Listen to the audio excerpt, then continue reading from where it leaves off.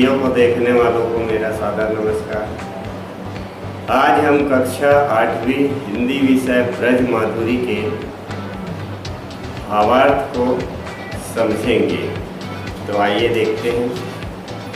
पहला पद्यांश है, चीते चीते चारों ओर चौकी चौकी पर त्यों ही, जहाँ तहाँ जब तब खटखट पाते हैं, भाजन सुचाहत गंवार ग्वालनी के कछु, डरनी डराने से उठाने रोम गात है।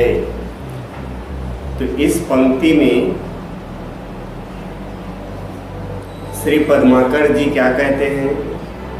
कवि कहते हैं कि भगवान श्री कृष्ण अपनी बाल सखाओं के साथ किसी ग्वालिन के घर दही चुराने जाते हैं, तो वो बड़ी सतर्कता के साथ आगे बढ़ते हैं। चीते चीते मतलब आहट लेते हुए, चौंकी चौंकी चकित होकर सतर्कता के साथ आगे बढ़ते हैं। किंतु जैसे ही कोई पत्ता खटकता है ना, कहीं से भी थोड़ा सा भी आहट होता है तो चौंक कर वे क्या करते हैं, चारों तरफ देखना चालू कर देते हैं। इसी बीच में गांव की एक ग्वालिन उन्हें किसी चीज का भय दिखाकर डराती है, तो उससे उसका पूरा शरीर रोमांचित हो जाता है। वे क्या हो जाते हैं, भय से डर जाते हैं और वहां से वे भागना चाहते हैं।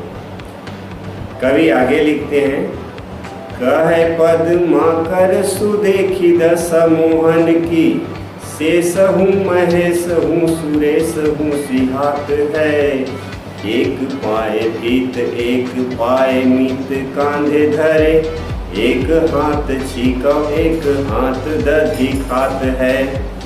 तो कवि श्री पद्माकर जी कहते हैं कि कृष्ण भगवान की दशा को देखकर शेषनाग, शंकर जी, देवराज इंद्र जी, ये सभी देवगण उनसे ईर्ष्या करने लगते हैं। ग्वालिन के घर पहुंचकर सीके तक पहुंचने के लिए भगवान कृष्ण अपना एक पैर दीवार पर तो दूसरा पैर अपने मित्र के कंधे पर रखते हैं। फिर वे सीके को तोड़कर एक हाथ से दही खाते हैं और दूसरे हाथ से सीके को पकड़ कर रखे रहते हैं।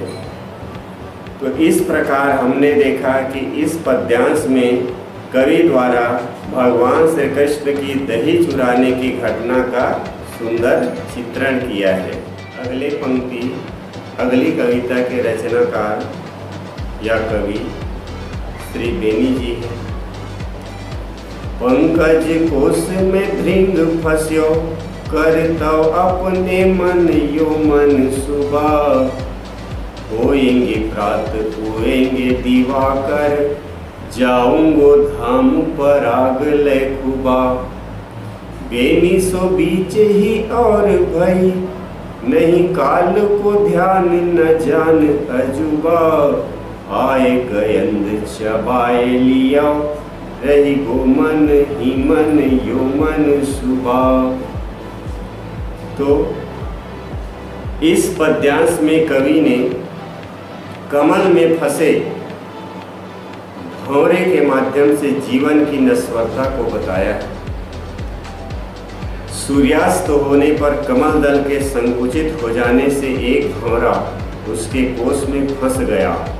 वह मन ही मन इस प्रकार सोचने लगा कि जब प्रातः सूर्योदय होगा और कमल पुनः विकसित होगा, तब मैं बहुत सारा पराग लेकर अपने घर चले जाऊंगा, अर्थात वहां से उड़ जाऊंगा। कवि श्री बेनी जी कहते हैं कि इसी बीच में एक घटना और घट गई। इसमें कोई अचरज नहीं कि उस भंवरे को काल अर्थात अपनी मृत्यु का ध्यान नहीं रहा। वहां एक हाथी आया और उसने उस कमल को चबा डाला जिसमें वह भंवरा बंद था। उस प्रकार से उस भंवरे की इच्छा उसके मन के मन धरी की धरी रह गई और वह काल के गाल में समा गया। सखी हम कहाँ करे कित जाए, दीनु देखे वह मोहनी मूरत, नैना नाही अघाय। बैठत उठत शयन सोवत, निस चलत फिरत सब ठौर।